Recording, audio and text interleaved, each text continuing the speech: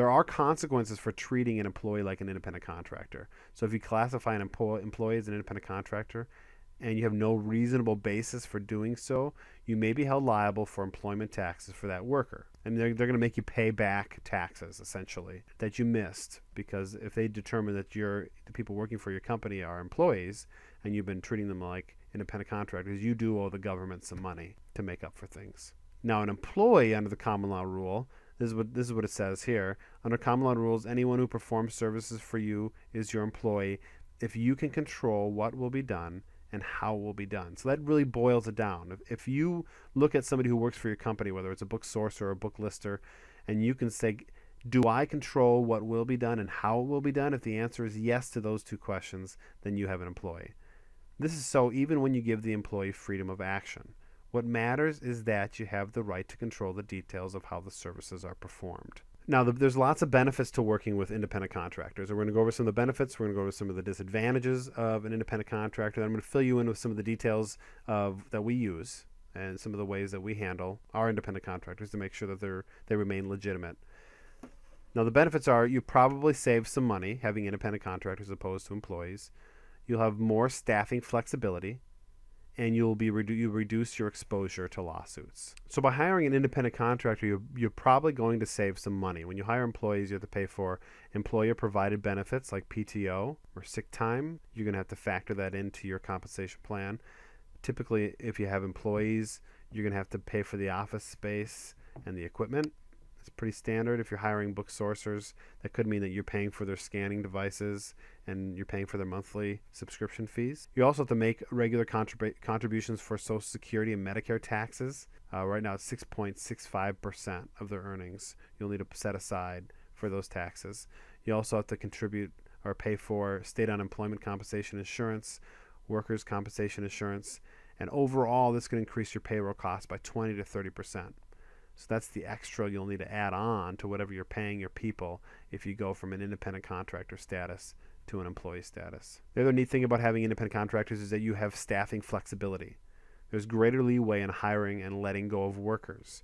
You don't have to face the trauma, expense, and potential legal trouble that can accompany firing and layoffs. So I'd definitely recommend that you be a very honest businessman or woman, that you have integrity, that you hire people for the right reasons and you let them go for the right reasons, and you give them plenty of warning, and you treat them like individuals who are of value. Now, I think that as soon as you find somebody that's working for your company that should no longer work for your company, you shouldn't hesitate to let them go, but you should definitely do so in a professional manner. But the freedom and flexibility that you have to let people go, so to speak, when you're working with independent contractors is greater than with an employee. There are certain protocols you need to go through with employees that you don't need to go through with independent contractors, because you can just, depending on what kind of contract you've signed with them, if you signed a contract, you can just go ahead and end your arrangement with them without much of an explanation if you don't want to. And you might also enjoy greater efficiency when you use independent contractors than employees. Usually independent contractors they have like a niche and they focus on something and they're really good at it. So you bring them in, they're really efficient, they do their job, and then you let them go. And finally, the third benefit to hiring independent contractors over employees is that it'll reduce your exposure to lawsuits. Employees have a wide array of rights under state and federal laws, including minimum wage, overtime pay, protection from employment discrimination, the right to take off for sick family or a new child, the right to form a union, and also employees may also be able to sue their employers for wrongful termination, which is not the case with independent contractors. So again, I think that you should pay the people that work for you well. In fact, I think you should pay them well over market value, well over minimum wage, because I feel like that's you get what you pay for. So if you compensate your people well, you're going to get good quality laborers, good quality workers to work for you. If you pay them the minimum wage or less, you're not going to get that. And so I think this is a non-issue. I don't see this as being a benefit at all as far as my business model is concerned.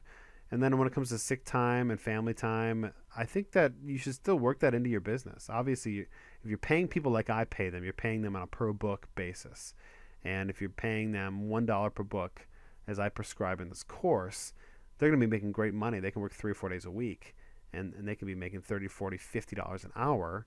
they can open up the rest of their week to spend time with the family. But if things come up, traumatic experiences come up, I want to be the kind of boss, the kind of manager or business partner that takes care of them and make sure that they can focus their time and attention on things that matter more than buying and shipping books. And then I don't believe in discrimination either. I don't know what the laws say about hiring or discriminating, not being an equal opportunity employer, and on how that applies to an independent contractor's relationship with our business. But again, I wouldn't want to discriminate anyways. I want to make sure that I'm giving everybody a fair shot to have this job, no matter what their background is. So there are some disadvantages to using independent contractors. And here's 4 of them. You have less control over your workers. Your right to fire an independent contractor depends on your written agreement.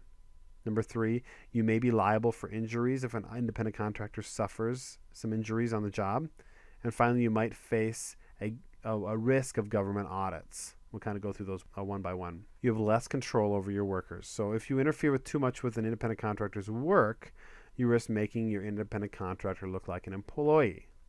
If you want to exercise significant control over what your workers are doing and how they're doing it, you better classify them as employees. So what I'm saying is you don't have a lot of control. If the people that you hire as independent contractors aren't doing things the way that you want them to do them, if you meddle too much in the process, then you will, in essence, change them from an independent contractor to an employee. When it comes to like sourcing books, if you want them to have a more professional approach to negotiating with thrift store management, and you're prescribing them steps that they should be taking to set up good relationships with these managers, you are meddling too much in the process of what needs to be done. And they will, in fact, be more like an employee than an independent contractor in that regard. If you treat them truly like an independent contractor, you don't have that freedom. You don't have that control over them. And so for some business owners, that's kind of maddening because you want things to go well. You want your independent contractors to succeed. You want your business overall to do good. And if you can't control all aspects of it, it can be kind of nerve-wracking. So it's definitely something to consider. Number 2, your right to fire an independent contractor depends on your written agreement. So although you don't have to adhere to the employment laws, state and federal laws, you do typically with an independent contractor write up some type of contract or have some type of verbal agreement. And so you're obligated legally to remain in partnership with them until your contract expires. So depending on how you write up your contracts or what you and your independent contractor agree on, that could kind of tie your hands to letting somebody go. Now, when you're hiring an employee, you just have to go through a series of steps to get rid of them. It might not be the case with an independent contractor, depending on how you set things up.